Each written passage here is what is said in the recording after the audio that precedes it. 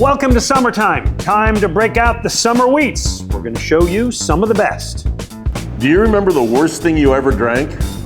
Chicago thinks they've got something even worse. From Burn Services, a recycling company in Philadelphia, Lew Bryson, Glen Macnow, what's brewing?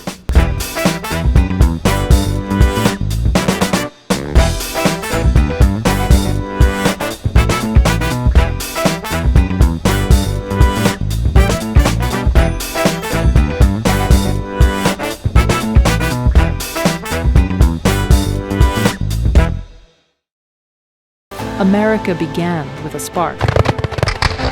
And in Valley Forge in Montgomery County, Pennsylvania, a retreat reignited a revolution. On our country's momentous 250th anniversary, it's time to reconnect, to remember, and to reignite our own spark on a retreat unlike any other. In Valley Forge in Montgomery County, we honor our past. We celebrate the present and build the future together. Hey, and welcome to What's Brewing. This is Lew Bryson. I'm Glen Macnow. By the way, What's Brewing is brought to you by Valley Forge in Montgomery County. Make it Montco. Explore everything there is to see and do at valleyforge.org. Now, today we are at a different kind of place for us. This is Burn Services, a recycling company. We're going to explain why in a little bit. They are doing some great things for the environment and the beautification of our city. Your background is kind of enough explanation for me. I'm happy. Yes, they have a bar, too, which is great. And we are sitting, by the way, actually behind us. That bar is made out of a dumpster. So the whole thing is very, very cool. We'll get into that. But first, let us get into summer wheats, because it's that time of year. That's our swap, and you brought me, I know you like this one, right? Oberon. This is a Midwestern tradition. It is the harbinger of summer. When Oberon is out, it's time to go to the lakes. Okay. It is a straight-up American wheat ale, 5.8%, malt, wheat, hops, and water. Yeah, I feel myself at Lake Huron right now. There you go. That's actually really nice and crisp and clean. It is good. Yeah, there's a reason it survived this long. Right, okay. And what I brought you is Golden Road Mango Cart out of Los Angeles. Been around since 2011. One of few breweries in the United States, founded by a woman, Meg Gill, although you told me that she sold out. Yep. Yeah, okay. Ooh, wow, it sure does smell like mango. Yeah.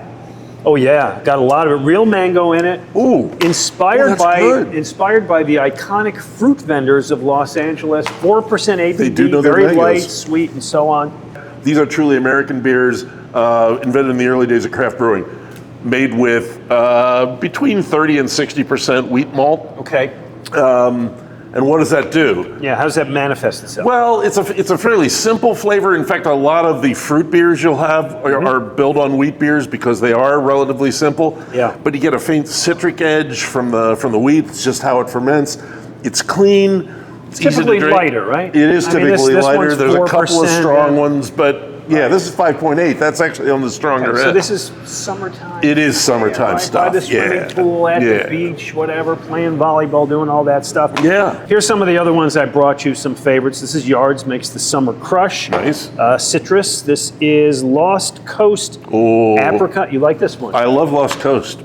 Great beers, beautiful place. Where are they out of? Northern California. There, you can take that one home. Yeah. Enjoy Great yourself. little town. And of course, Blue Moon, which I guess is really the leader in the clubhouse of wheat beers. Oh right? my gosh, yeah, they sell a ton of that stuff. Are they the ones who get the credit for popularizing wheat beers in this country? Because that's the one I've always known. I think so, yeah. Okay, well that's theirs, and this is it. And go explore, have fun with these. Yeah. It is good summertime kind of stuff. Yep. All right.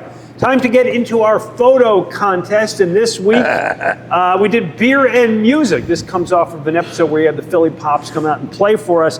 Here's the winners of this contest, and we got some good ones. This is Hutch Johnson with his Cape May beer and his ARS guitars. He's very proud of his guitars. Loving it, yep. Thomas Bennett of Jenkintown being handed a PBR while he's playing guitar on the stage. That's so garage band, I love that. Yeah, well, PBR works. Right. This is one of my favorites, Mike Monteleone and his buddy Scott. Oh man, they are grooving a little bit too hard. They're way into it, yeah. And this is Brian Kashak playing guitar on stage. But where's the beer? Don't see it. Well, let's zoom in on that mic stand. There it is. Ah, there it is. Good stuff. You all get to come to our season-ending party, Beer Bash, which is going to be at Puddler's Kitchen and Tap Conshohocken Brewing at the end of June. We look forward to you. We'll be shooting live our season finale there. Have to lay on some music. Well, you know what? These guys, you guys got to play. Good idea. All right, by the way, all of these great beers we have today come from our pal Jim Martin at Lower Merion Beverage, who's done a great job. Let's go to Jim and see what he's got going on there. Hi, Glenn. This is Jim Martin here at Lower Merion Beverage Company. Let me show you some of the great beers we have at LMBC. People hear dark beer and immediately think heavy, slow winter. I want to change that thinking because some of my favorite summer beers happen to be dark. Start with Kostritzer Schwarzbier from Germany. This is a dark lager, not a stout, not a porter, under 5%, crisp finish, smooth roasty flavor without any weight. Ice cold on a hot day, it's one of the most refreshing beers in the building. Next, Axe and Arrow out of Glassboro, New Jersey. Nick's Famous Brown Ale is their flagship. Multi-approachable, notes of caramel and light chocolate. Brown ales are one of the most underrated styles in craft beer right now, and this one is a great example of why. And to close, Sullivan's out of Kilkenny, Ireland. Nitro Black Marble Stout. The nitro pour gives it a smooth, creamy texture that makes it feel almost like a dessert. Low bitterness, easy finish, nothing intimidating about it. So come on down to Lower Merion Beverage Company, located in Montgomery County, off Route 30 in Ardmore, Pennsylvania, and let us help you find the right beer for the right occasion. Hi everybody, I'm Tessa Robinson with Valley Forge Tourism, and we are proud supporters of What's Brewing. A world of adventures rich in American history awaits you in Valley Forge in Montgomery County, PA. As the nation prepares to celebrate America 250, there's no better time to experience the place where history was made. The region is home to must-see landmarks like Valley Forge National Historical Park, along with family-friendly attractions, premier shopping, golf, outdoor recreation, award-winning craft breweries, and so much more. Start planning your visit today at valleyforge.org.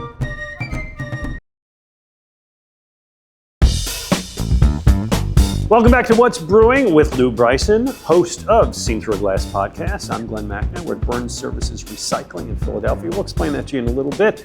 By the way, don't forget to request your one-stop guide for everything to see and do in Montco with the official visitor's guide from top attractions to local dining and hidden gems. It's the perfect resource for planning your trip during this historic milestone year.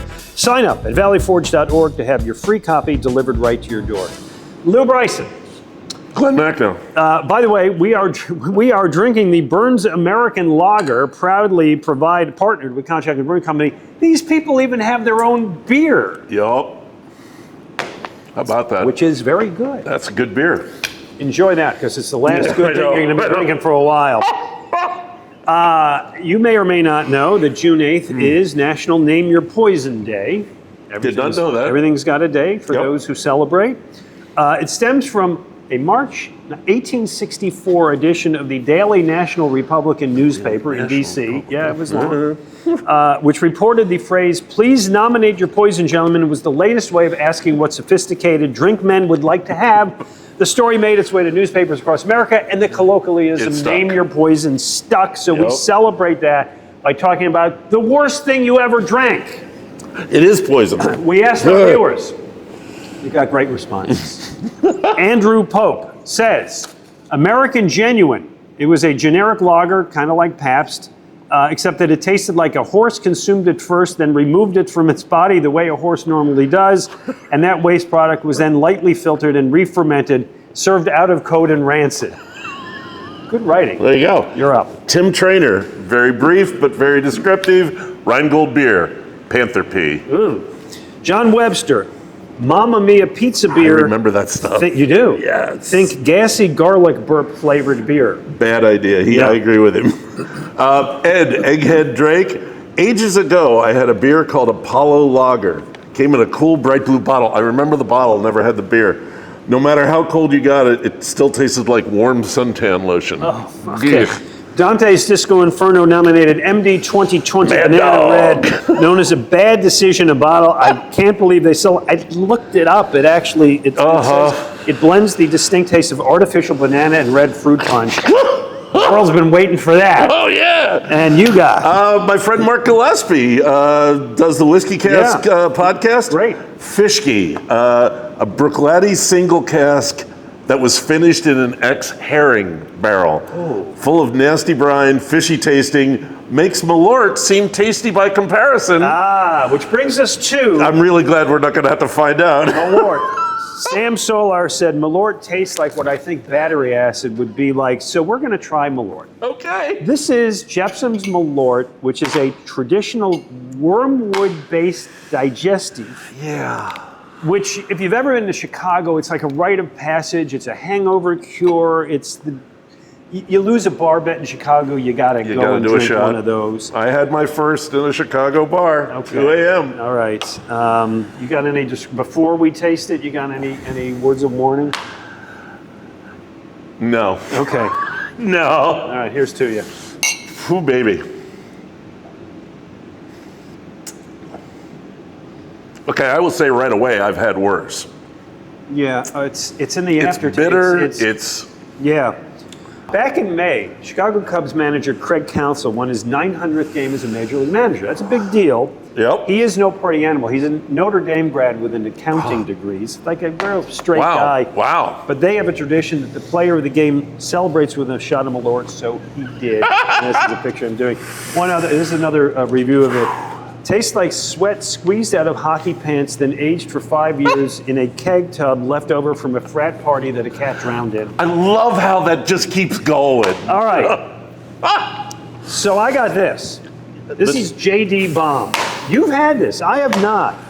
It is a 56% ABV, so it's 112 proof. We're off to a start already. Chinese Baijiu, distilled from... God, Malort's only 70 proof. Okay, this is distilled from sorghum and green pea, marketed for... Green peas. Yeah, marketed for its bold flavor.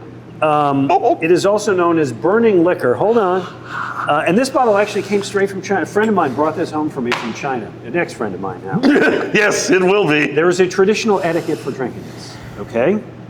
It is served neat at room temperature. We're doing that. Yep. In small cups or glasses. Well, we did the best we got could. what we got. The ceremony includes the following steps. Spill a moderate amount from your cup to the ground to show gratitude to nature. Well, we're I got these pad here. Spilling. There we go. There's gratitude. Spill as much as you like. That's the best idea. Take a sip and taste the Baijiu and tell your host your opinion. All right, good luck. Oh God. Oh, my God. Gambe! Wait, I already drank mine. Oh, no, yeah, now you're supposed to drink the whole thing. Oh. Let's go conquer Mongolia. You can talk. Describe. You're more... Wow, I mean, first of all, you got all that heat, but then, man, you know what? Then this is going to sound crazy, but you can really taste the sorghum. As bad as the Malort was... This makes Malort taste like Capri Sun. Coming up. Thank God it's your segment. Because Professor Lew tells us why beer tastes different on draft. From Burn Services, I can recycle this stuff. There you go. There you go. It's What's Brewing. Hey, Glenn, what makes the Philadelphia area so special? Cheesesteaks, the history, the beer? Andrew, my friend, it's all of those. But it really boils down to the people, the brotherly love, welcoming our visitors for everything this great city has to offer in 2026. I agree. Connecting over a beer at your favorite local establishment with an old friend or a new one is quintessential Philadelphia. Conshohocken Brewing Company brings people together. We make beer for friends and family to enjoy together. And Conshohocken Brewing is proud to be your local brewer now for over a decade. Locally owned, locally brewed, right here in Pennsylvania. Enjoying Conshohocken Brewing Company beer has never been easier. You can now find our best-selling Type A IPA alongside Conchi Variety and Ring the Bell American Lager in convenient 12-packs of 12-ounce cans. Speaking of Ring the Bell, our go-to American lager is now available in Conchi's first ever 19.2-ounce stovepipe can. Look for it next time you're down at the ballpark at your favorite concert. Visit for the history and the cheesesteaks. Stay for the beer. Remember the people and the friendships. Love you, pal. Cheers, buddy. Love you.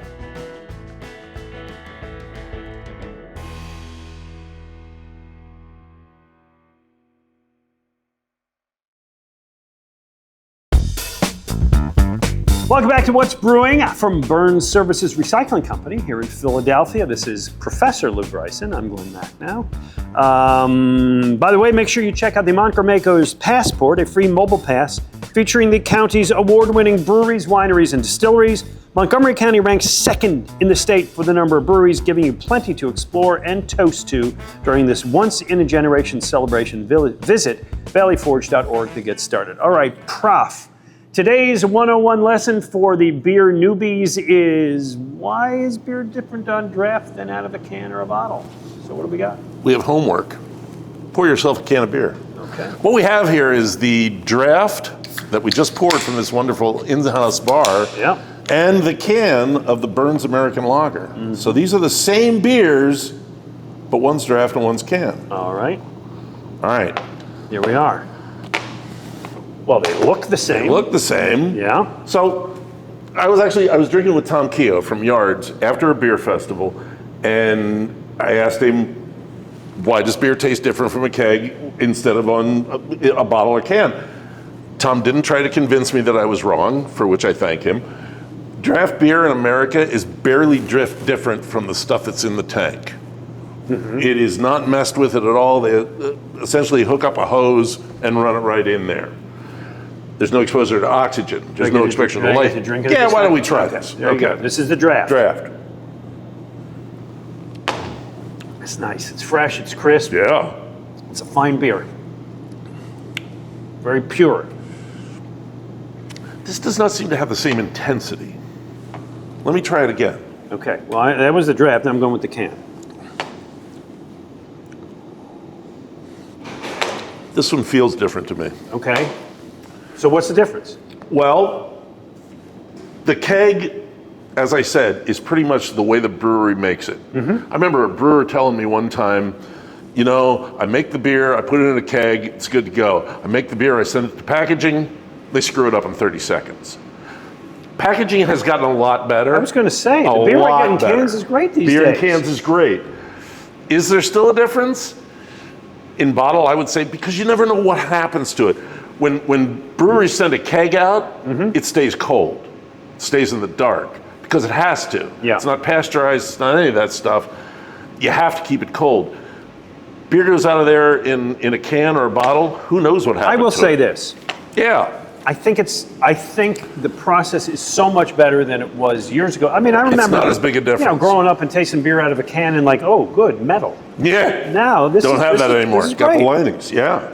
And the other thing is, of course, mm-hmm. draft beer is only as good as a bar's cleaning regimen. Yes, well, that's true. But that's a whole other story. All right, it is time to get to our countdown of the greatest beer city in America. If you look on the screen, you will see where we started at number 15 with Kansas City, and the count up all the way, yes. And now, well, we are all the way at number 5, which takes us out to the Rocky Mountains. The Mile High City, Denver.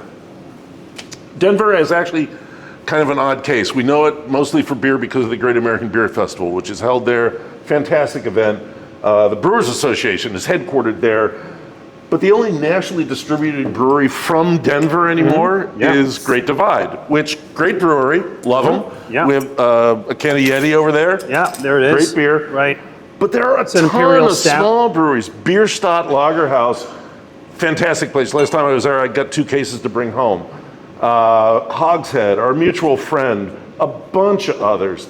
And then you get just outside of town, there's Avery in Boulder. We got Avery. Yep. There's the Avery Maharaja IPA. And then you get up to Fort Collins, you've got New Belgium, you've got Odell's up there. You have some New Belgium, don't you? Yes, we do. Right here. Yeah, the famous Voodoo Ranger. And this one, for you, my friend, Bourbon Barrel in 4 Roses. Oh, nice. Yeah, you take that home and enjoy that. There's also a little brewery you may have heard of in Golden, Colorado. Yep. Yeah. Hello. Coors Banquet. Let's talk a little bit about the history of Coors and why it was such a big deal, because I'm old enough to remember when, in the late 70s, this was an iconic brand that Paul Newman used to have shipped to Connecticut, and people, you know, it had a limited distribution. I remember being really excited when we got our first 6-pack of it. Well, okay, so was it that good? What made it that iconic? Well, by the way, here's to you. Oh, yeah. Cheers. Okay, so some of it was just hype and not being able to get it. Okay. But some of it was, I mean, they pioneered this whole cold brewed thing. Yeah. Back in the day, other beers, pretty heavily pasteurized, and it can't help but change the flavor. This is the Banquet, which is their good stuff, which Yeah. is still pretty good. I gotta Yeah. tell you, I like it. And it all peaked 1977. The movie Smokey and the Bandit Gotta comes talk out. about it, yep. Right, with Burt Reynolds and Jackie Gleason. Oh, and yeah. They're smuggling cores Yep. across state lines, and it plays into and the- Jerry Reed, don't forget the snowman. Oh, yeah. Yeah. And it plays into the whole thing. Yeah. So it wasn't just hype. No. It's good no. stuff. Denver is truly one of the great cities in America, but Yes. it's one of the great, and you only rank at 5. And we didn't even we have touch the 4. bars. We yeah. have Oh, we got 4 to go. 4 to go. Yeah. Coming up, we're going to talk to people who run this brewing service who are involved in a great project to Yeah. help our city, and they like beer too. Lew Bryson, Glen Macnow, What's Brewing? Cheers.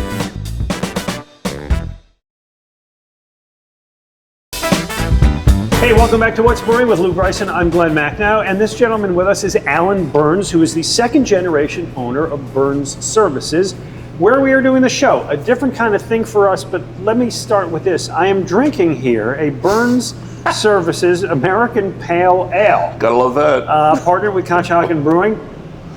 You guys are in the beer business as well. Why do we do beer here? Well, I mean, we have a dumpster bar, so we decided to partner with Conshohocken Brewery to give a little customer appreciation when they come out to our bar. I love that, and you really do. This whole room that you have here with the games and the stuff is a blast. I'm sure you make it interesting for people who are coming out for a recycling disposable service thing. It's a little more than that. The thing we're going to talk about, you know, I drive around the city even now when I'm out there because my son still lives here. I drive around the city. You can't escape seeing the construction trash that people just leave, and it is a blight. I know that's an overused word, but you're doing something about it. Tell us how that got going. Yeah, I mean, it's been a blight since the 80s and 90s when we first started. So I got a call from Marie Sampson to join a panel discussion about illegal dumping in the city of Philadelphia. And through the discussion, I was saying, hey, you know, it would be nice if we offered some type of a voucher program for people when they get a building permit to get a voucher or a coupon to dump cheaper, right? So they don't have to dump To on dump the with street. you. Right. Yeah. So then we went further and said, hey, you know, when these people are dumping this stuff on the street, then it goes to the landfill. Like you take one problem and you're kicking a can down the road to another problem. Yeah. So if you bring it here, we'll recycle it. And like 80% of the material will end up getting reused for another purpose. Instead of just Instead of dumped in a landfill. Dumped in a landfill. Maybe up in my backyard, to be honest. Yeah. Exactly. Okay, so how does this work? I'm doing a kitchen project, right? Mm-hmm. And I am done, and I got, my backyard, whatever, my driveway, Drywall. big piles of, Old cabinets. all that stuff, right? How do I get in touch with you? How does that work? You can just show up at our door at 4300 Rising Sun Avenue. Okay. Or you can go to our partners, Hase and North 10, to get a voucher and come dump on the voucher program. Okay. You said there's signs up with a QR code? Yeah, at illegal dump sites, they have signage up. Oh, you're North actually 10. putting them up to places where people I didn't put them up. already Our partners from North 10. I'm in the middle of the night, I'm loading the stuff on the back of my Chevy pickup, and I'm about to dump it, but I see the sign, and it says? It says dump for free, get your voucher. Okay. Right. And so I get in touch with you. So you scan the QR code, it drives you to a website, and they issue a voucher, and then they email the voucher to you. You bring the voucher to Burns Company, and you can dump 2,000 pounds of material for zero charge. It's pretty good. So Alan, once it comes to you, what do you do with it? So when it comes to our facility, after we weigh you in, you go to our tipping floor. We have traffic people that show you, because people come here, they don't really know what to do. So we have traffic personnel that show them where to dump at, right? Yeah. So it makes sense. Yeah. They dump the material off, and as they dump it off on the ground, our guys are separating it into what we call these sorties, and then it goes to whatever commodity. If it's plasterboard, it's going out for soil amendments. Cardboard goes back into cardboard. Iron back into iron. Concrete? Carpet padding, concrete, wood, yeah. Gets all used up.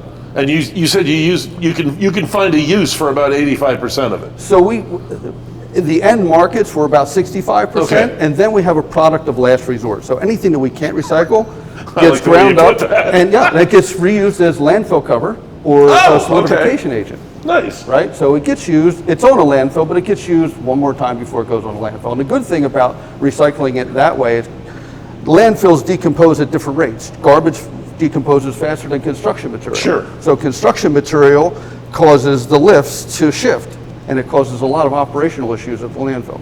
So the cap keeps it.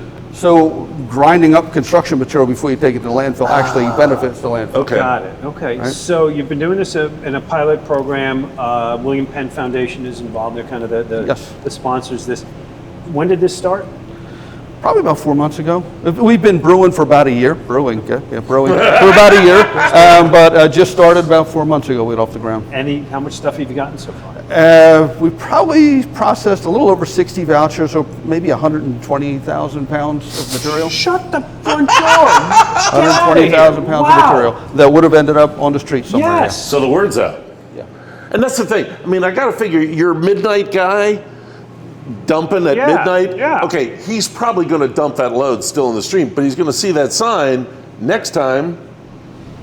Yeah, that's right. I like to think people want to do the right a certain thing. degree relying on the goodness of people's hearts. That's like, rather than me just litter and destroy the environment, I can do this good thing. Yeah, because you're getting it's a little easy. push. It's easy to do. Yeah. And the city of Philadelphia is violating people, so you'll get a $5,000 fine if you get caught.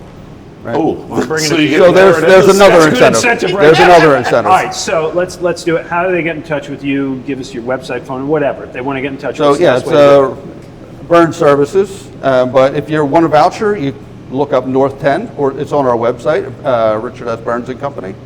Drive into the website and sign up for a voucher. So if they come, can they come up here and have a beer with you?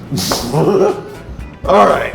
Yeah? Wait a minute now. There you go. We're going to do the same. Alan, thank you so much. Good stuff. It's a great program, and we've had a good time. We'll see you next week on a new episode of What's Brewing.